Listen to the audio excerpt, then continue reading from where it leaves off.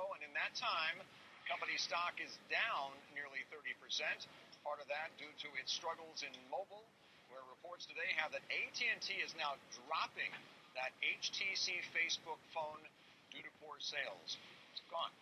Also, the Facebook Home app for other Android phones has garnered poor consumer reviews. Yeah, all of this has Chris Dessy of Silverback Social wondering if Facebook would be better off with a more traditional tech CEO at the helm, like when the Google founders handed their reins to Eric Schmidt, but Ben Parr of CNET thinking Zuckerberg is still the best man for the job. And on that note, Ben, first of all, defend Zuck. What's he done right here? Well, let's see. In the last 6 months, Facebook stock is up 15%.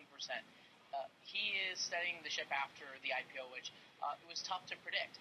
And what he's doing right now is he's launching and trying out new products that are going to expand Facebook's appeal. Not all of them are going to succeed, but we're not calling for people's heads when Google Buzz or MobileMe fail for other companies.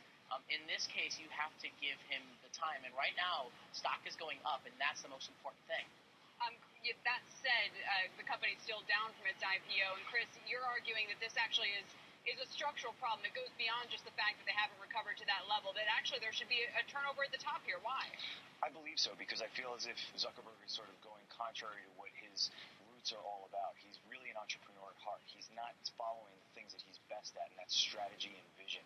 Now that they're a publicly traded company, they're just that. They're subject to public scrutiny, and they need to have a CEO that's publicly facing, a CEO that can speak with journalists, that can sit with investors, as well as sit with analysts, and I'm not seeing that from Zuckerberg. But you can say the same thing about Larry Page, and Larry Page has taken back the helm at Google, and he's doing a fantastic job, and there's lots of other founder CEOs who you'd say are primarily entrepreneurs who do a great job leading public companies. I'm not saying that he's a Steve Jobs, but Steve Jobs did lead the company that he founded, although he did have a sabbatical away from the company for a time, didn't he?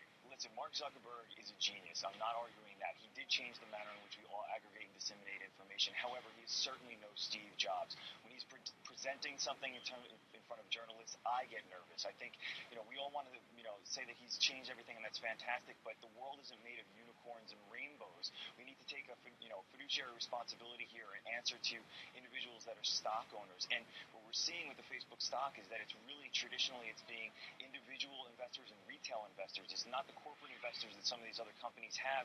It's the stock for the masses, right? So he needs to be speaking to the masses, and he's not doing that, I believe. Chris, at the same time, what you also just need is vision, is strategy, and in this case, do you want necessarily to push Zuckerberg out and bring in someone out there who may be more of a manager and not necessarily have the same focus or the same innovative track record? I think he's got the advisor right there. I think he's got Sheryl Sandberg that's just sitting off to his right, and I think it would be a smart move for him. It's sort of a gesture to the public. We know that Zuckerberg and Facebook have had some public-facing issues, some PR issues, and they're not necessarily dealing with it. They continually have these bumps in the road in regard to privacy, etc.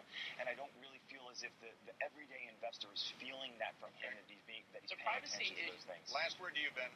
They haven't had those privacy issues in recent times, and you have to just look at the overall body work, and you have to look at the trends of other companies. Look what happened when you put a manager in at Apple before. Apple tanked, and only when Steve Jobs came back did they recover. Without Zuckerberg, Facebook is not Facebook. Without Zuckerberg, the team loses its morale and will not work as hard and will be a bad stock if Zuckerberg leaves. Few companies are as polarizing these days as Facebook, but it's certainly an example of it right here. Thank you both for your thoughts today.